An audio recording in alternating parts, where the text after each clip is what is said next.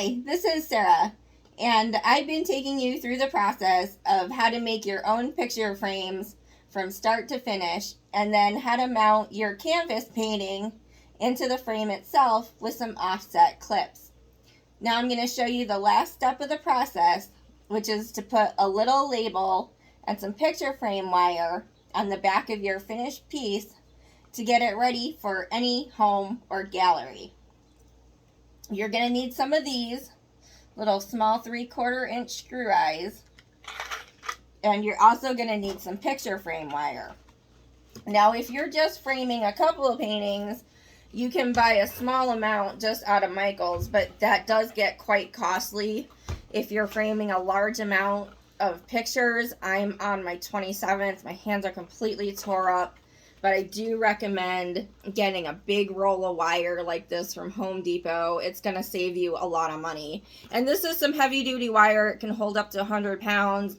And especially for your really big paintings, like I've got a 24x48, having a nice heavy duty wire on the back like this is going to make sure it hangs nice. If you have a smaller, cheaper wire on a heavy painting like that, the wire will actually start to give, and it'll start to lower and lower and lower and stretch out over a long period of time, and you don't want to do that to your customer. You want them to have a nice painting that's going to stay up on the wall securely. Well, first thing I like to do is put a little label down in the corner, and it serves as a little double checkpoint to make sure I am putting my picture frame wire in the right spot. And what I do is I just print out my label, which contains information, which has my painting, that it's an oil, the price, my name, and phone number. And then what I like to do is put some clear mailing tape over this, and 3 fits here with a little 2-line and space in between. And then what I do is I take my little paper cutter here, which is from Friska's, and then I cut all the labels apart. And why you want to put the little clear tape over there is because when you put your glue on your back, you don't want your paper to buckle. And the next thing I'm going to do, this tacky glue is so great. I'm going to put a little bead of glue on the back of my label. I've got it all prepped up here, and just enough, to work it in there. You don't want to drown it. And then I just pick the bottom right hand corner. It's where I put them on all of them. You just want to work that down there. Press it in nice. And there you go. You got your little label on the back. Really easy to do. Fast little step, but it looks way professional. And then the next thing you want to do, how far do you know how to put your screw eyes in there? Like where? All right. The standard formula is about 1/3 down. All right, so here we've got, gonna measure this up for you. And it's coming close to, as we can see here, about 18 inches. 6 times 3 is 18, which means we have to put this 6 inches down from the top. And how we're going to do that is I've got a little ruler and a Sharpie. Like I said, this is the 27th one I've done, so I can at this point just eye the center, but if you need to measure it, go right ahead. And I just line my top of the ruler up with my top of my frame here.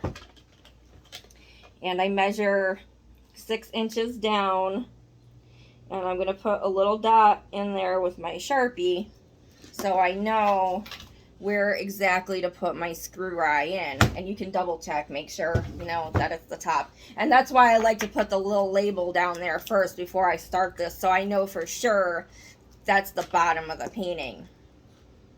And a little trick is I've got a little nail and a little hammer to start my hole for my screw eye. You don't want to do this with like a power tool. It's super delicate.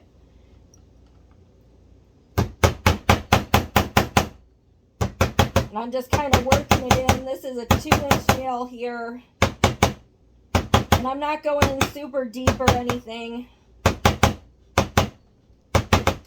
Just working around just a little bit with the tip of the nail here. and my little hammer. It just makes it a lot easier. And then I've got my little screw eye here. See, it's only about that big. And what I'm going to do is I've got my little hole here. And this is upside down, so this is actually the top of the painting. And see, I'm just popping that in the hole there. And I'm just going to start by hand to twist it in. This is why it's really helpful to start it with a little nail. And just think of that as your hand power tool.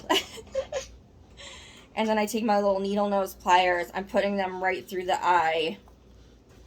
And I'm just twisting it in here real quick like this. And I usually measure both sides and do this at once. But I've already got the other side done for you. And there you go. See? Just pop that in there.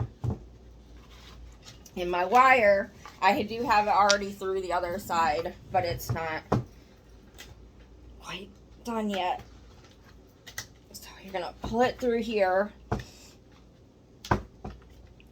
And then you're going to start working it around to twist it up to get it to stay in place. And like with Bobby, he's a lot stronger than me. It's a lot easier for him just to do this. For me, it's a little bit harder, but it's definitely worth using this nice wire. And I've been having to finish doing this with needle nose pliers just because you want to get all those edges up here smooth. And some have gone by easier than others where they're a little less fussy. Sometimes I've had a couple that have just been fighting me. But yeah, my hands are completely destroyed.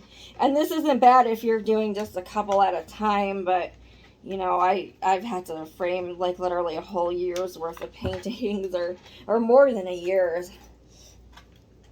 Everything was closed and I thought this show in Jaffrey was canceled, and my mom's like, oh yeah, we got a big art show to do. And I'll neaten that up and just tighten the ends in a little bit, but I just want you to get the idea. And then we go over to the other side. And this was about 28 inches of wire here. And what I'm going to do is I'm going to pull it up tight. Pull it tight. Just kind of straighten it out. And this is a heavy wire, but it's worth it. And you can buy a lot of variety of wire. This is just my go-to, what I like to use, even though, as you can see, it is a little bit difficult, but usually, like, I have some help, and I'm not doing, like, a huge lot of this all at once, so it's not too bad. We're just going to wrap it around here, Yeah,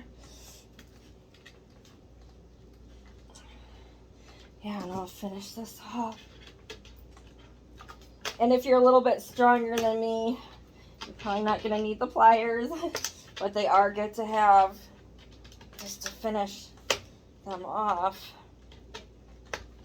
And I was debating whether to show you because I've been struggling with this. But I think it's worse that you see the whole end of the process because, you know, on TV, you know, you're watching your painter, you think, oh my God, it's awesome, I can do a painting a day. But then there's like this whole other part of the process where, yeah, now I gotta frame these things and then I gotta go do the art show and then I gotta sell them, and like, oh my gosh, is this like a lot of work? I've been at this yesterday and all day, the whole entire time Bobby was at work. And then I got back up this morning, I took him to work, made him breakfast, made him lunch, came home 8:30 this morning.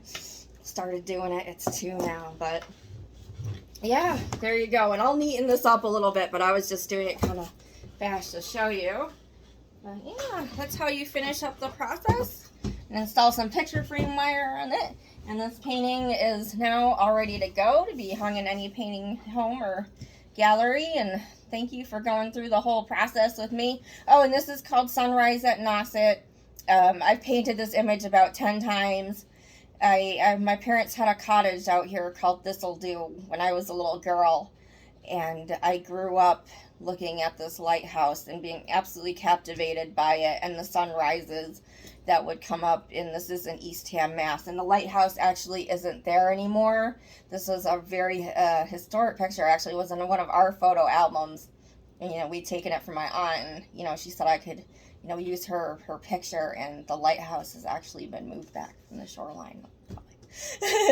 Well, thank you for joining me, and I really hope you've enjoyed this whole little demo series about building your own frames. Thank you for sticking with me, and I really hope if you're considering doing this, that this has provided you some more information, some how-to, so you yourself as an artist can make a better decision if this is something you want to do, or, maybe I've just taught you a little bit about putting together your own frames. But anyway, thank you very much, and happy painting, happy framing, and I hope you guys are having an awesome day.